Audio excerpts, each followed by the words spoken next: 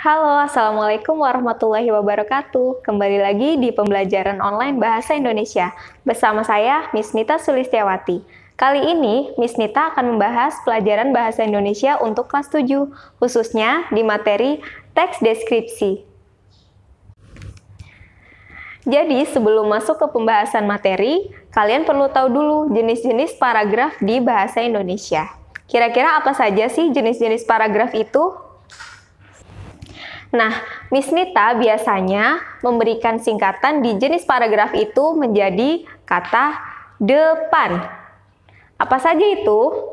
Jadi, yang pertama dari huruf D. D itu adalah deskripsi. Yang kedua adalah huruf E. E itu adalah eksposisi. Yang ketiga adalah huruf P. P itu persuasi. Dan yang keempat adalah huruf A, argumentasi. Dan yang kelima, yang terakhir adalah N, yaitu narasi. Jadi disingkatnya menjadi depan. Yuk kita mulai bahas materi yang pertama, yaitu deskripsi. Ada yang tahu teks deskripsi itu apa? Oke, sekarang Miss Nita langsung jelaskan ya. Jadi, teks deskripsi itu adalah kata serapan dari bahasa Inggris, yaitu description, yang artinya menggambarkan.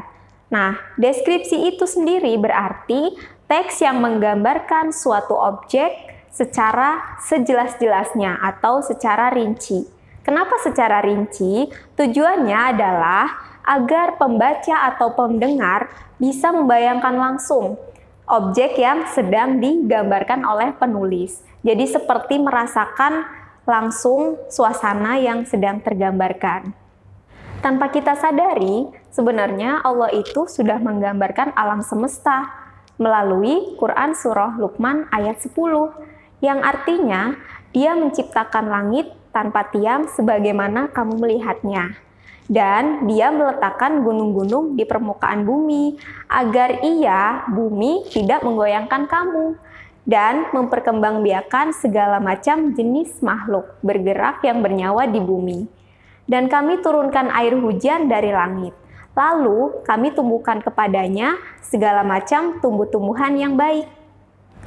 Artinya, Allah telah menciptakan alam semesta dengan segala macam isinya. Contoh saja, Allah telah menciptakan planet yang tidak terhitung jumlahnya. Planet itu kan terapung di angkasa yang luas. Nah, dalam ayat ini dijelaskan bahwa langit itu tanpa tiang sebagaimana yang kamu lihat. Artinya sebenarnya langit itu memiliki tiang. Tiang di sini berarti satu kekuatan yang dapat menopang segala yang ada di langit, sehingga planet tidak jatuh berserakan. Namun, tiang ini hanya dapat dilihat oleh orang-orang yang beriman tentunya. Selanjutnya, Allah juga menciptakan gunung, yang mana gunung itu merupakan pasak yang dapat mengokohkan permukaan bumi, agar bumi itu stabil, tidak berguncang sehingga makhluk hidup yang tinggal di sana akan merasa tenang. Selain itu, Allah juga menciptakan binatang yang tidak dapat dihitung jumlah dan jenisnya. Semua binatang yang diciptakan itu memiliki manfaat dan faedahnya masing-masing. Namun, manusia kadang-kadang tidak sadar membunuh binatang yang akhirnya timbullah kerusakan pada alam ini. Yang terakhir, dijelaskan bahwa Allah itu menciptakan hujan. Hujan itu berasal dari awan yang dihalaunya ke suatu tempat tertentu, kemudian membasahi permukaan bumi. Dengan hujan, tumbuhlah segala macam tumbuhan yang beraneka ragam, dengan keindahan dan banyak manfaatnya. Dari gambaran dari firman Allah tersebut, tentunya kita akan lebih tahu dong penggambaran alam semesta itu seperti apa, dan tentunya kita harus selalu bersyukur atas nikmat yang telah Allah berikan. Oke teman-teman, setelah kita mengetahui pengertian dari teks deskripsi itu apa, kemudian kita akan lanjut ke subbab selanjutnya, yaitu ciri-ciri teks deskripsi.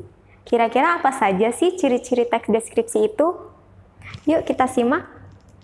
Adanya ciri-ciri teks deskripsi sebenarnya dapat mempermudah kita dalam mengenal jenis dari sebuah teks deskripsi. Berikut adalah ciri-ciri dari paragraf deskripsi. 1. Menjabarkan atau menggambarkan suatu objek seperti benda, tempat, atau suasana tertentu. Yang kedua, melibatkan panca indera. Panca indera itu apa saja sih? Di situ, panca indera yaitu meliputi penglihatan, pendengaran, pengecapan, penciuman, dan perabaan. Yang ketiga, memaparkan ciri-ciri fisik dan sifat objek tertentu seperti ukuran, bentuk, warna, dan kepribadian secara jelas dan terperinci. Yang terakhir, banyak ditemukan kata-kata atau frasa yang bermakna kata sifat atau keadaan. Selanjutnya, Miss Mita akan membahas struktur teks deskripsi. Struktur teks deskripsi ini memiliki 3 bagian. Yang pertama adalah identifikasi. Yang kedua, klasifikasi. Yang terakhir adalah deskripsi. Kita bahas mulai dari identifikasi dulu ya. Yang pertama, identifikasi, yaitu bagian yang membahas topik yang akan disampaikan. Pada tahap ini, penulis mulai menentukan identitas dari objek yang akan dibahas, misalnya benda, lingkungan, atau peristiwa dan tempat lainnya.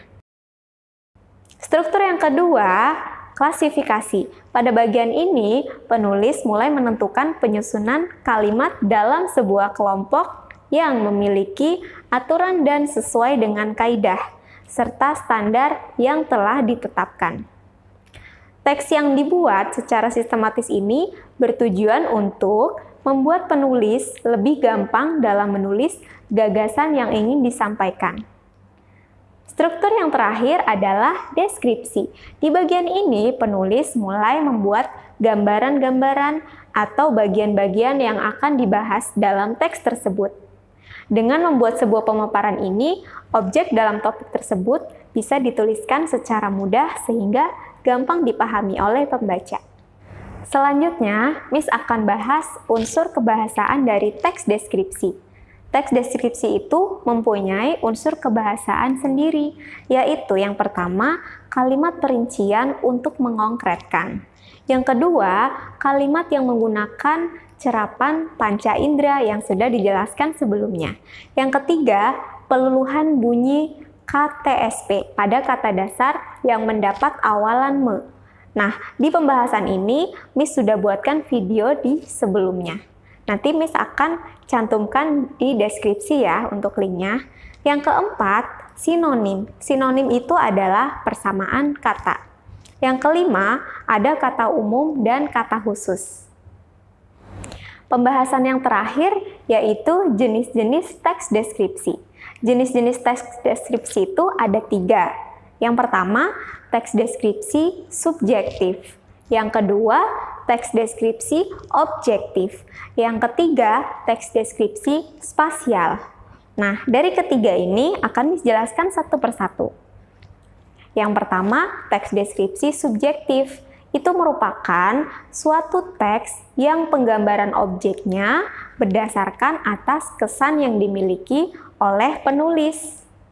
Yang kedua, teks deskripsi objektif.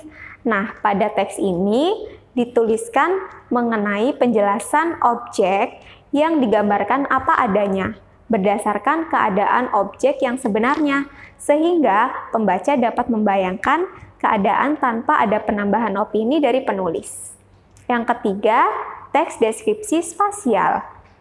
Teks ini, objek yang dijelaskan hanya berupa benda, ruang, tempat, dan lain sebagainya. Sekian pembahasan teks deskripsi kali ini. Jika ada yang ditanyakan, silakan tulis di kolom komentar ya. Bagikan sebanyak-banyaknya agar pembahasan ini dapat bermanfaat bagi yang lainnya juga. Terima kasih. Wassalamualaikum warahmatullahi wabarakatuh.